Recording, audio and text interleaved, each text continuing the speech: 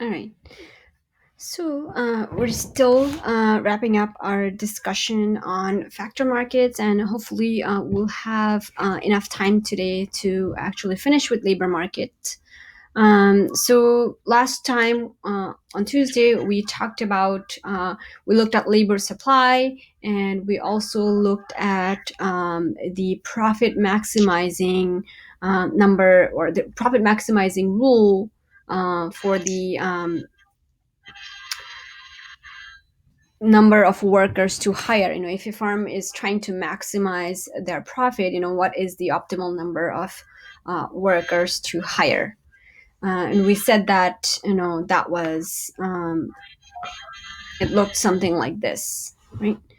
um, if you if you're trying to maximize profit, right, you are going to hire factors of production or workers up to the point where the marginal revenue product of labor is equal to the marginal factor cost of labor. So the profit maximizing quantity of workers to hire is at this point where these two graphs intersect, or they're equal to each other. Because let's say if you were hiring workers to the left of this quantity, this is where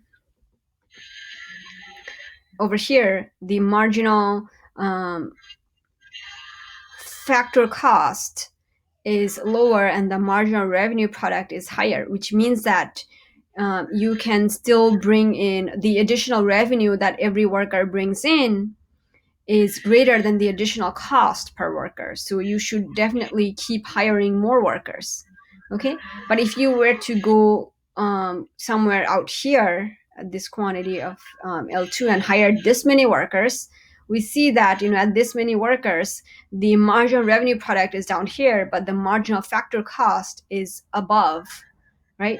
So that means that the additional cost for hiring an additional worker is greater than the additional revenue that this worker is bringing in. So you've hired too many people, right? You've hired too much, you should hire less. So you should be going to the left. So it makes sense that we should only be hiring factors of production or workers in this case up to the point where these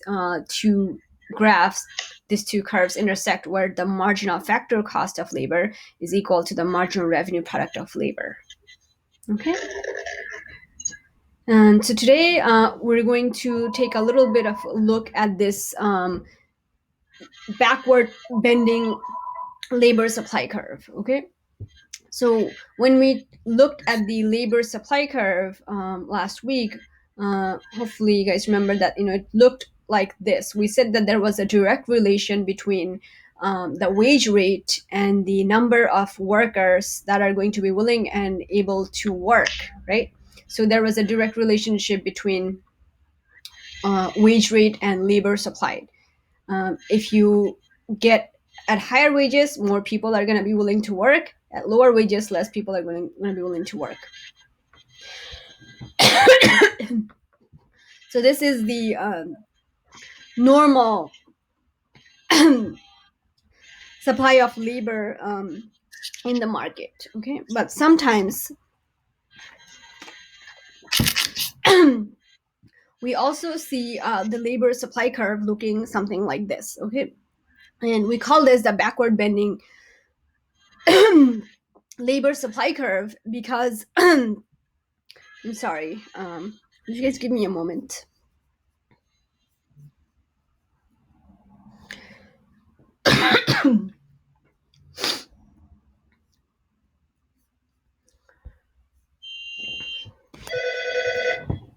Okay, so the backward bending labor supply curve. So what we notice with the backward bending labor supply curve is that something interesting happens after a certain level of wage rate. Okay, so here what we see is that at lower wage rates, at $10 per hour, at $20 per hour, the labor supply curve is still upward sloping. It's still going up, which means that as hours as wage per hour increases, people supply, right? People are willing to work more and more, right? So the working hours per day, it's positive. But as soon as you have hit something like $30 of wage per hour, something interesting happens, right? The wage, the supply curve, the labor supply curve shifts backward.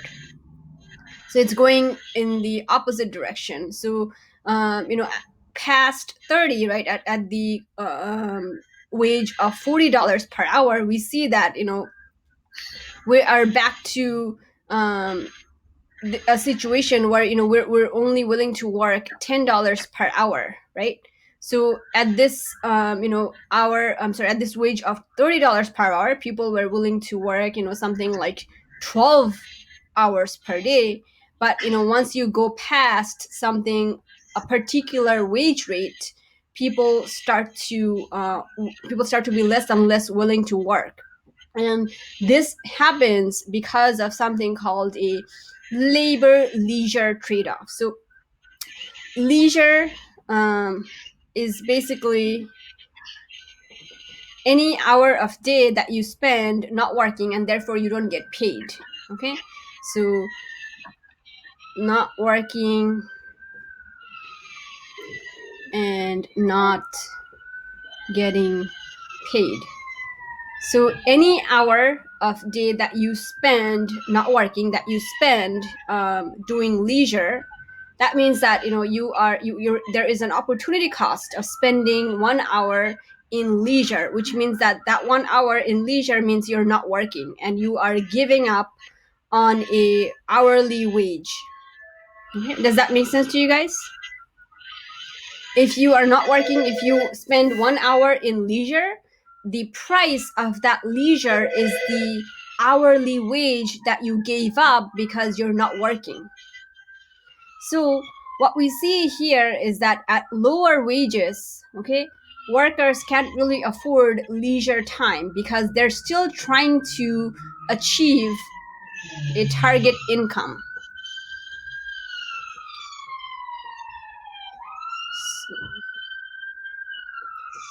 At lower wage rates, they're still trying to achieve a target income. They want to make higher income. So if wage per hour increases, they will respond by working more and more.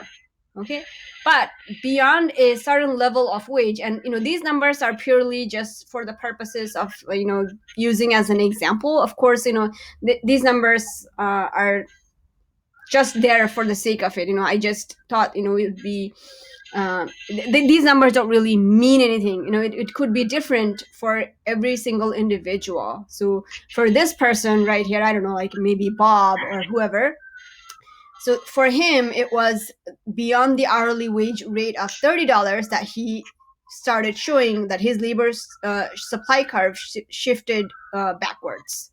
Okay, it could be different for some other person. So for what happens is that at really low wages, below 30, right, Bob is saying that I can't really afford any leisure time, and if there is any sort of opportunity for higher wages, I'm going to not take any leisure time, and I'm just going to work as much as I can because I can get more income by working more. Okay, but beyond $30, okay, for Bob, he has already made a target income. So already achieved target income. Okay, so beyond this wage rate of $30, he considers leisure to be normal good, which means that because his income has increased, right, his wage is increasing. So beyond this $30 wage per hour, he is going to respond. If the wage increases, he is going to respond by working less and spending more time in leisure.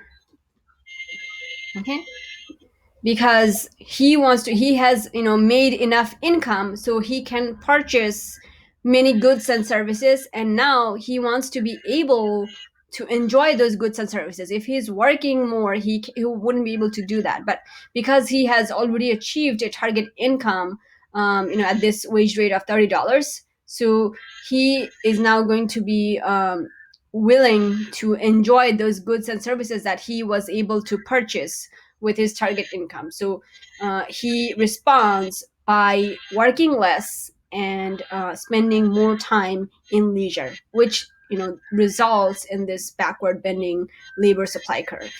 Or Okay. I one question. Yeah. I don't understand why does the curve shift backward when it gets 30?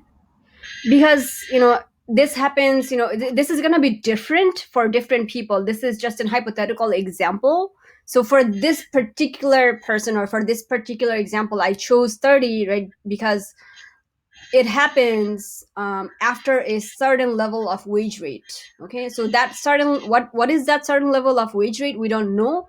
But sometimes we see that some people, for them the labor supply curve acts this way, that beyond a certain level of wage, they've already earned so much income that they prefer, or they value leisure more than working. Okay, because they have already achieved enough income that they can buy lots of goods and services. But there is only enough 24 hours in a day, right? You can't be working 24 hours a day. You have to spend some time to be able to enjoy those goods and services that you purchased with your target income. So that's why these people, when they have achieved a certain level of wage rate, they respond by working less. So they're reducing the number of working hours per day after a certain wage rate. So it's going to the left. Do you see? If at the wage of 40, it's gonna be even less. At the wage of 50, it's gonna be even less hours that they're gonna be working per day. Okay.